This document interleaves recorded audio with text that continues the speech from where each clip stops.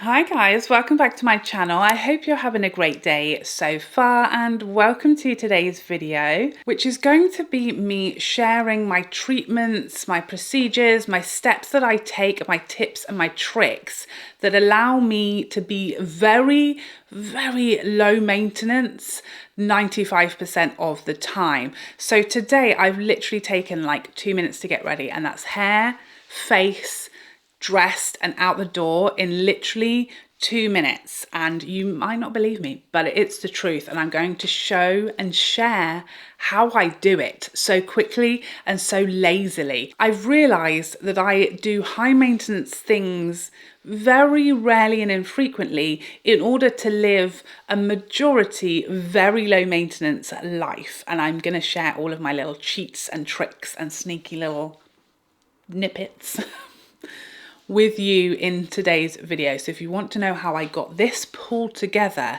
in under 3 minutes, keep watching.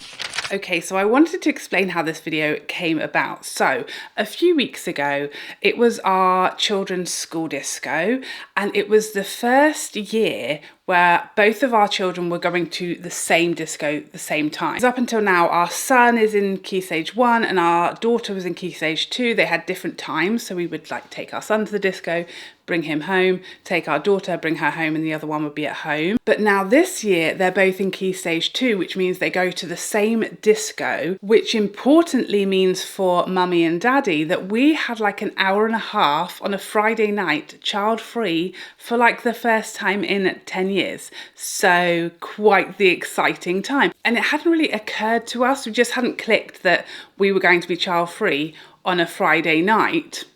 What should we do? Let's kick up our heels and let's go wild. But not too wild, because we do have to pick them up in an hour and a half, you know? So my husband said, like literally last minute as we were about to take them, should we go to the pub? Should we go to the pub and have, you know, a glass of wine while the kids are at the school disco? And I was like, oh, yes, let's do it.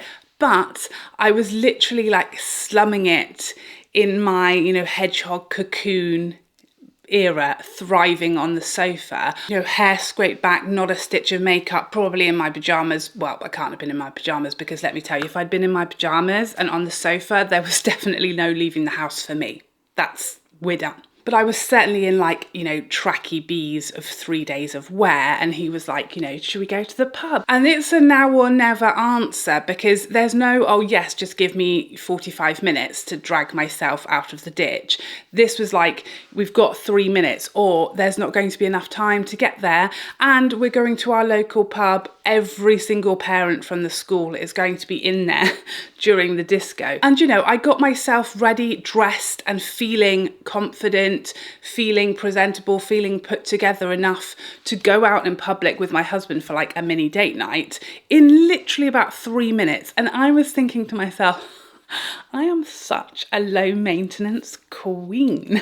Look at me go, you know? But then I thought about it and I was like, no, I'm a liar and a cheat, and I want to share my lies and my cheats with you guys, because I feel like this is the ultimate life goal, to be able to be like ready and feeling glam and confident and put together, that you can go out in any situation in 2 minutes flat. That is a win in life, in my book. So what I thought I'd do today is share all of the treatments, all of the steps I take, all of my little tricks and cheats that help me be 95% of the time very low maintenance, for spending like 5% of my time being quite high maintenance, if that makes sense. So first up, skincare. I know this is really obvious, but I feel like it'd be remiss of me not to mention it and not to acknowledge it, because clearly skincare, it's at the heart of everything. You know, the happier you are with your skin and the happier your skin is, the less kind of cheats that you need to do, the less makeup you will need or maybe feel that you need in order for your skin to look really great. And while specific skincare is going to be completely individual to each person, I feel like there are 3 things that I do skincare wise that have made the biggest difference to my skin, and that will make like the biggest difference to anybody, regardless of skin type, age, skin concerns, etc. These 3 things are good for everybody, great for everybody's skin and will show really great results for everybody. That's aside obviously from like actual cosmetic procedures, Botox fillers, things like chemical peels, anything really super duper extreme like that. Those things aside, these three real sort of skincare things that you can do yourself at home are the things that I feel like will make the biggest difference to anybody's skin, and certainly have made the biggest difference to my skin. I don't have Botox fillers or any kind of cosmetic treatments myself personally. Never say never, I might do at some point. Don't have any issue with them. I just haven't yet, and I haven't felt the need to yet, but open to it. Who knows what the future will hold. So the first thing is LED light. I use the Current Body mask. This was originally gifted to me some while ago now. This video is not sponsored by them. They don't know that I'm making it, but the mask was originally gifted to me for transparency, and I absolutely love it. It's made such a big difference to my skin. I definitely notice it reduces my melasma if I let it get carried away. So if I don't use that, I took like a month or so off over the summer from using my mask because my skin got a little bit from me overusing actives. So I just kind of calmed down and went back to very basic skincare routine. Typically, I'm a very basic, well, I say basic, it's a lot of steps, but it's pretty much the standard skincare routine. You know, in the morning, I do toner, a vitamin C serum, eye cream, moisturizer. In the night, I do a double cleanse, then toner, serum, eye cream, moisturizer, and maybe a treatment or an oil at the end. So I feel like pretty much the basic steps. The exact serums and everything that you want to use will be specific to you. The mask I use 3 or 4 times a week now, and it's literally, I think it's 10 minutes, and it's very relaxing. It's nice and it's warm, but it's not hot or uncomfortable at all. What I notice is a reduction in any kind of discoloration, melasma, if mine has made a little appearance over the summer. It certainly helps me to get rid of that. Tone and texture and firmness of the skin is what I really notice with that mask, and using it over, you know, probably I've had it maybe a year now, and I'm absolutely loving it. It is all backed by science and like scientifically proven to work.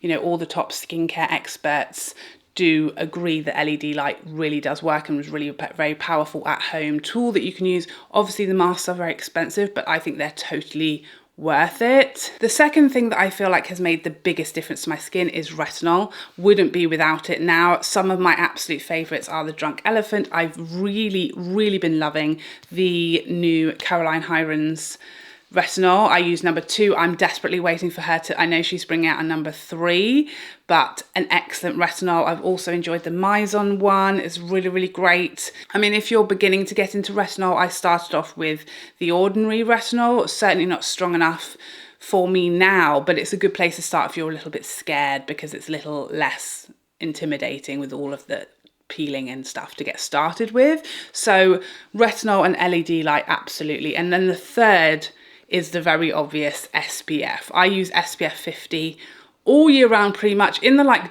darkest depths of winter, I typically will use a moisturizer with an SPF in it, something like the Elemis Marine cream, whatever that one's called, that has, I think it has SPF 50 in the moisturizer rather than a standalone SPF, which I use all spring, summer, autumn, everyday SPF 50. It's going to help you keep discoloration, sun damage, melasma at bay, stop your skin from aging prematurely. Those 3 things I feel like are the 3 things that are really worth investing in, really worth using really regularly to keep your skin looking as glowing and firm and taut and luscious as it can be. Everybody's skin, you know, you can see I have a lot of redness, and it's really irritated right now because the heating is on. And so this is as great as my skin gets. You know, I have rosacea, so my skin can get angry, it can get a bit red, but it looks really great at the moment. It looks glowing, it looks very smooth, it looks very even as far as skin tone if you pretend the redness isn't there. And it's very easy for me to do basically nothing but feel like my skin is looking really great because I'm taking really good care of it, and I've really found products that work beautifully for me. So I feel like everything as far as confidence in your skin and how you look it all starts with skincare. Really super duper important. I know it's obvious, I know we all do it, but it's certainly worth mentioning because it's kind of like the foundation for foundation. The next thing that I've been doing for probably the last, I don't know, year or even longer is using a lash serum. My lashes were never bad. I've always been blessed with really good natural lashes, but I found the Glow For It lash serum, I think last year. I'm literally about to open my 4th tube of that lash serum. I purchased 2 myself and Glow For It then approached me, gifted me one, and we worked together on a reel. And then I've repurchased another one since then myself. So I had 1 gifted, I've purchased 3 myself, and I worked with them after I'd been using their serum for many months and they saw my results. So again, to be transparent about my relationship with Glow For It, I don't have an ongoing one, but I did work with them one time and they did gift me the serum one time after I had purchased it myself twice and been using it for a long time. I'm super happy. You guys know, if you've been here a long time, I did not get on well with the Revitalash. Well, I guess I got on too well with it. It just made my lashes so insanely long, and my lashes are quite curly naturally, and it just made them even curlier, and they didn't look good. They were too wild. I couldn't really put mascara on them without them just being wonky and all over the place. But with the Glow For It, they have no prostaglandins, so I don't have concerns about using it for a long time, and it's just really given me a very natural but enhanced lash. My lashes are the best they've ever looked. They look way better than they did with Revitalash, although they're not quite as dramatic results, but that is a really good thing. I can still wear mascara, but they just look really, really good. And without mascara, they still look super visible and long and lifted. So again, I just don't feel like I need mascara. I love mascara, don't get me wrong. I want it on 99% of the time, but if I don't have time, like the other day, or it's super rainy and I don't want to wear waterproof mascara, I feel really happy with how my lashes look. I still feel like they're visible and they're there, and using lash serum has made a huge difference to how I look, like barefaced with no makeup on, because my lashes are still visible and actually look like I could be wearing mascara. So the first actual treatment that I want to talk to you about is my brow lamination. So I know a lot of people are terrified of brow lamination because when you hear brow lamination, you think of like the super flattened against your skin, fluffed up, like bushy brows. But what a lot of people don't realize is brow lamination it's not that. It's not necessarily the fluffed up, crazy wild looking brows that are flat against your skin. Brow lamination literally just gives you complete and utter control and hold to your brows. So I haven't touched mine today and I haven't got anything on them. I also, at the same time as I have them laminated, I also have them tinted, and these are fresh. These are like 3 days laminated and tinted. So I now can do whatever I like to them. I now can get them wet. But this is like how I woke up this morning. So all I have to do my brows now is brush them through however I like, and they will stay there all day long. The other thing I've noticed is when you tint your brows, you just get literally like twice as much brow hair as you did before, because it's colouring in all of those fine little hairs that you can't see without brow lamination. So you can, for sure, when you have your brows laminated, fluff them up and have them super fluffy, but you could also have them however you like. The thing about brow lamination is not that it fluffs up and flattens your brows, it just takes all the fight out of them, so that if, like me, you have super stubborn brows that will not do anything and will not hold whatsoever, you can literally put them wherever you like and they will absolutely stay put until you move them. So this has been life-changing for me. You know, I wake up and I don't have to do it. I've never had good brows until I started laminating them, and it's been really good. It's given me a much thicker brow. It's also given me the ability to actually manipulate and style them however I want, so they frame my face better and I just look like I have twice or 3 times as many brows as I did before. But don't be afraid of brow lamination if you don't like the fluffed up, like bushy brows, because you can literally put them wherever you like. And if you have really stubborn brows like I did before I started laminating them. This is the only thing that has ever held my brows. You know, I'd be going through, and I'm not good at doing my brows, you know, with pencils and carving them out and every type of gel on the market. But before I had them laminated, nothing held them in place, not one single thing. So I have them laminated every 8 weeks. My lamination lady will not allow me to do them any more frequently than that, so that they stay really healthy and it's not overdoing them and it's not making them too dry or anything like that.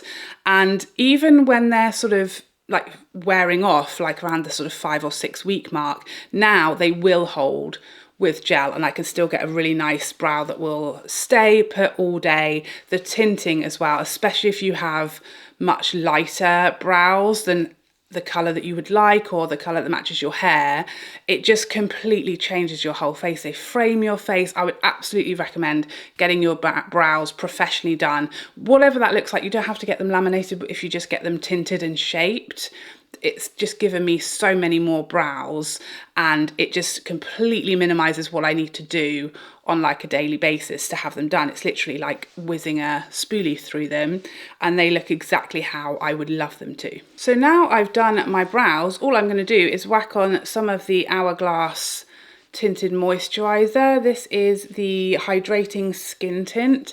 It's my favorite ever type of product like this, sort of tinted moisturizer skin tint product. I use the tiniest little bit, and this is just going to take the edge off this redness that as soon as the heating goes off, it'll calm down a little bit itself. But, you know, I don't need to do brows, I don't need to do bronzer. I'm going to take this right under my eyes and onto my eyelid, so that any darkness, discoloration there is going to be minimized. And the difference is just really minimal, but it's just a little bit of evening up of everything. I'm going to tone down that redness. You're still going to see it poking through. It's literally going to look like I have no makeup on, but it's just going to reduce everything. And then I can refluff if my brows got a little bit flattened in the process. Give my eyelashes a bit of a comb through, but literally all I've done is a bit of tinted moisturizer, and I'm pretty much good to go. The only other procedure that I have is my lip blush. So this is like a semi-permanent lip tattoo essentially, and you might look at my lips and think, doesn't look like you've had anything done, and that's exactly the goal. That's exactly what I wanted. But before I had my lip blush done, my lips were fully invisible. They would have just been completely the colour of my face right now. You wouldn't have been able to see any colour at all, and it's very, very subtle, which is exactly what I wanted. But just that kiss of colour to my face without having to find it in makeup, whether it's blush or lipstick or something on the eyes to give me some colour to my face, it's made such a difference. I feel like I didn't even realise that that was washing me out and aging me, like having like invisible lips, until I had it done. Like as soon as I had my lip blush done and it had healed and everything had settled in to its like finished colour, the thing that really wowed me about it was how much of a difference it made to when I was makeup free, because I'm makeup free a lot. I'm probably makeup free like more than I am wearing makeup. Probably at least 3 to 4 days a week I'm makeup free, and so I want to look my best makeup free, and just having invisible lips that aren't there was, like it said, it was washing me out. There was no colour to my face, and I just really noticed such a big difference. Obviously when I'm wearing makeup, typically I'll wear a lipstick, so it's no difference. The colour is subtle enough that it doesn't affect lipsticks or anything like that, but it just gives me lips when I'm makeup free. And so all I usually do is lip oil. So if I'm going like this, very, very natural, very low makeup, very quick on the go. This is just literally a clear lip oil. This is the Athletia one, which I really like. And just having that little bit of colour to my lips just completely changed like my bare makeup free face, and just gave me some colour and life. And I really feel like it took years off me when I'm barefaced, because it just was a bit of colour, a bit of life. And that's something that previously I would have felt like, oh, I need like at least a tinted lip balm. I need, you know, something to give me some colour. Otherwise my lips are just invisible. It's like I'm a lipless lady. okay. It just defined my lips. It kind of showed the outline, so they looked fuller as well, although it's not sort of plumping. You can't make them bigger because you can only tattoo where your lips are. You can't sort of tattoo a big line around them. That would be a really bad idea and it wouldn't work. But just by restoring their sort of natural colour to them really helped give me my shape back. It helped make them more symmetrical, and it just kind of restores some life to my face. And I was so happy. I am so happy with the results. I think it's been, I don't even know, like 6 months more. They're completely well healed now, and I would absolutely do it again. I'm really happy with them, and it's just made a huge difference that I didn't anticipate to how like awake and lively my face looks when I'm makeup free. So now let's talk about my hair. So believe it or not, it took me like a minute to do my hair this morning, and I know you're thinking liar, because my hair naturally is flat, lank, like a 10-year-old tea towel that you're keeping for sentimental reasons, but the life has all been drained out of it and it's definitely seen better days. That's the natural state of my hair. It's quite fine and just has no life or movement to it whatsoever. It's completely flat like a pancake. So how on earth did I get it like this in 2 minutes, I hear you cry? The secret, it's overnight curls. Oh my days. And I know this seems like a lot of effort, but I promise you, I wouldn't do it if it was. I've said to you before, guys, I'm a lazy little lady, okay? I'm not doing things that take hours, especially not at bedtime. Are you crazy? Absolutely not, never. You wouldn't catch me doing that. This takes me like, I'm gonna say realistically, if I'm not rushing, 10 minutes at bedtime to put this in. So this set I got from ASOS, but I mean, you can get them from anywhere. I've actually just ordered one from TikTok shop that I've been seeing around everywhere that I'm excited to try. So this is an extra long one. You literally get it on the top of your head, clip it with the clip, and then you just wrap your hair around. I think originally everybody was saying that you need to do this with damp hair. I do it with dry hair, but then I'll add some product, and I don't know what I'm doing. I'll add anything. I'll whack anything in there, whatever I can get my mitts on. But last night I used the Colour Wow Extra Large Bombshell Volumizer. Basically you want any kind of like styling cream, mousse, anything with a bit of hold that can be applied to dry hair. So I'll do that. So it won't be damp or wet or like freshly washed. It will just be like one hair up from completely dry. And really I'm doing that not to wet it, but to get the styling base in there. So I'll like comb that through, and then you just literally wrap it all around. I will insert a video of me quickly doing this, and then you go to bed and you will wake up, take it out, and it will look like this. And I will say that it's very easy to sleep in. I'm a side sleeper, so it's perfect for me. I tie it up behind my head and I don't feel it doesn't disturb me when I sleep. I've watched many videos on how to use this, and I'm still playing around. I'm still tinkering around with it. I don't think this one that I bought is like the best. That's why I've upgraded it to one that is supposed to be much better.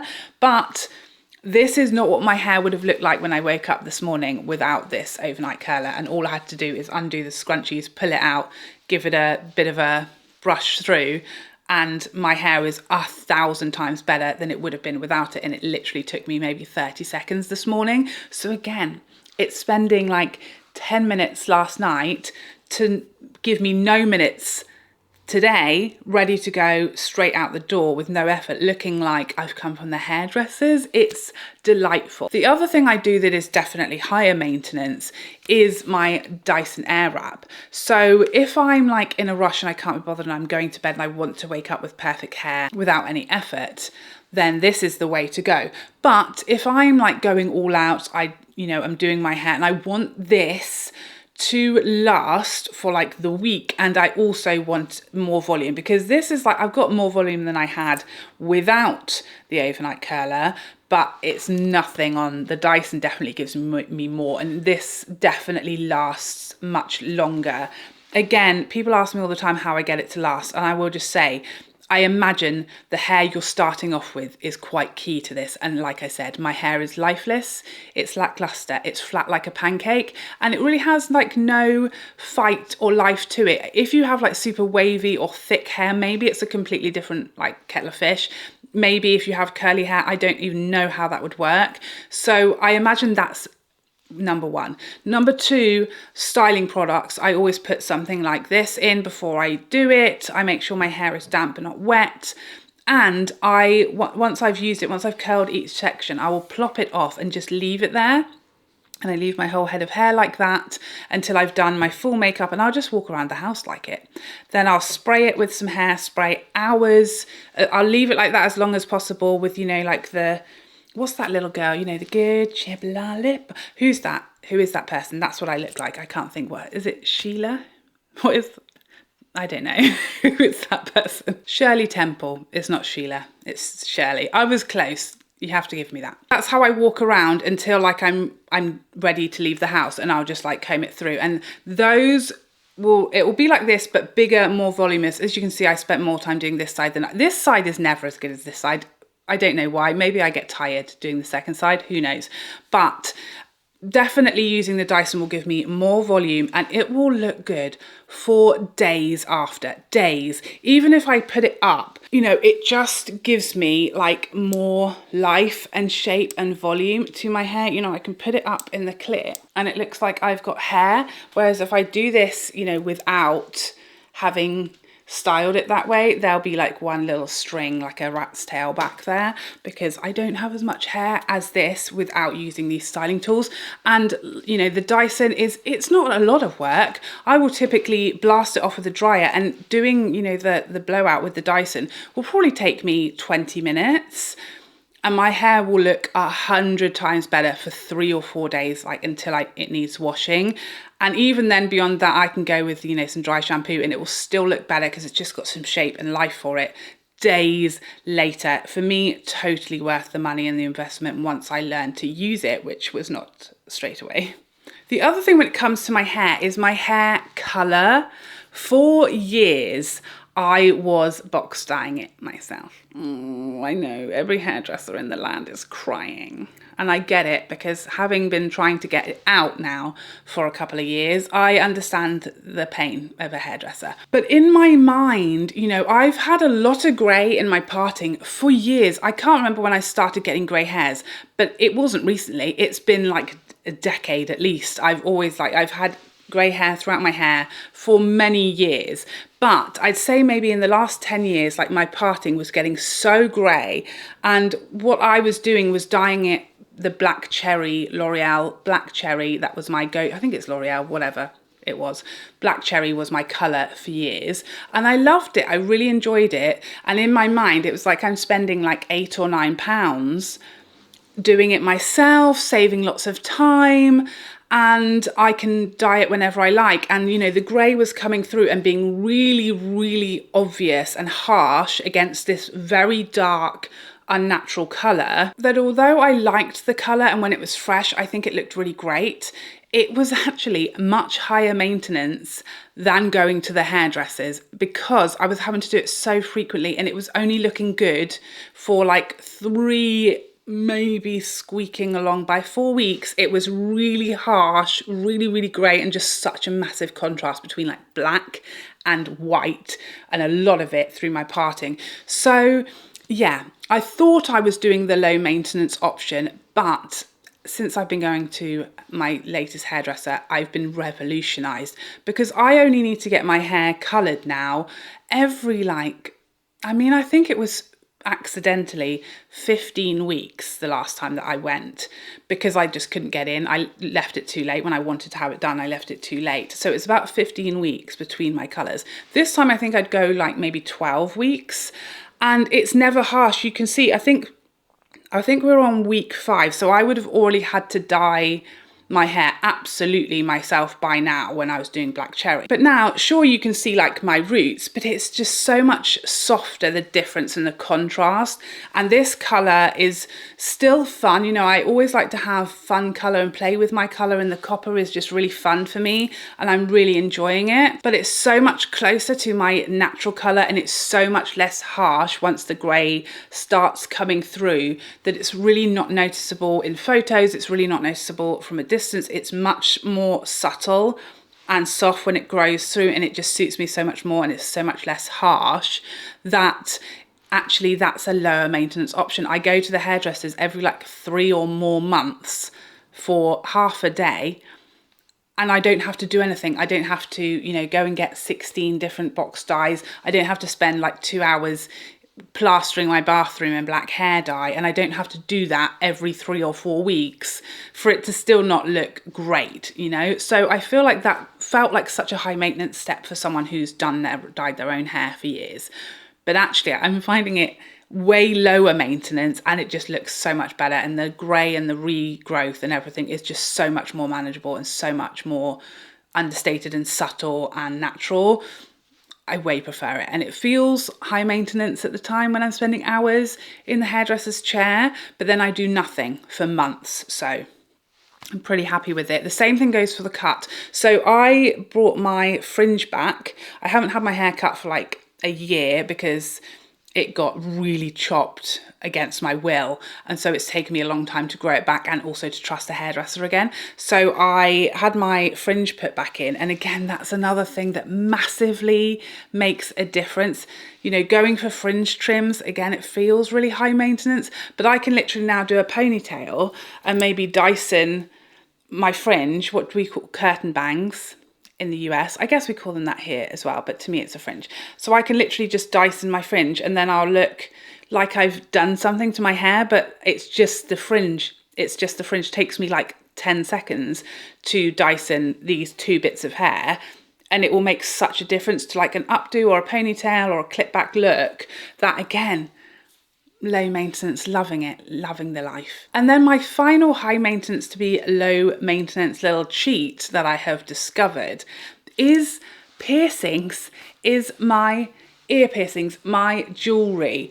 I feel like I look like I've made so much more effort for having piercings and just a load of jewelry in my ears than when I have nothing. And I think the thing is, a year ago, all I had was my first lobes, and I went on this piercing jewelry to get all of my piercings that I've always dreamt of. Talked about this in my turning 40 video. I've wanted a load of ear piercings and sort of lusted after other people's curated ears for years, and I don't know why I've not been getting piercings. I don't know why. I guess it's just maybe time, thought, just remembering to do it. I don't know. But this was the last year that I've been getting all the piercings that I've been dreaming of. I started off, like I said, with just my lobes done. I then got my conch pierced. I then got my seconds and a flat. And then my most recent was my tragus. And then I want to get 2, are they forward helixes in here? 2 of those. And then I feel like I'm done. This, by the way, is a cuff. It's not a piercing, it's just a cuff. But I feel like, again, all I did this morning was put my cuff and my hoops in, but obviously all of my studs are already in, and I feel like it looks like I've made some kind of effort. I didn't. They're just in there, healing away. Most of them, the conch is healed, the rest of them are still healing. They're more recent.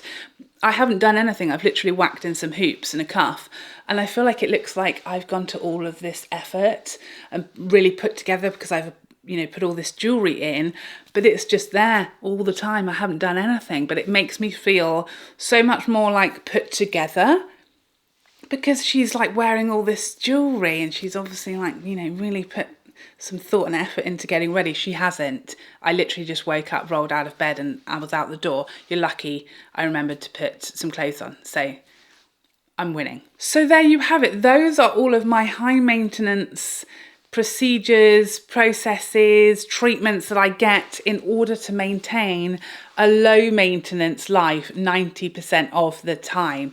Please let me know what you do, whether it's like knowingly or as you're watching this, you were thinking, oh yeah, I do these things that keep me low maintenance, keep me able to like run out the door in 2 minutes flat and feel like really confident and feel like I look put together, like I've made an effort, but I've actually made 0 effort today, okay? I've made 0 effort 95% of the time because of the 5% of time that I've put in like half a bit of effort, you know? And I'm gonna keep looking for more, right? Now that I've realized what's going on here, I'm going to be looking for more and more things that I can do to make me more and more and more low maintenance. Soon I'll be jumping out of bed and going to a ball in like 30 seconds flat.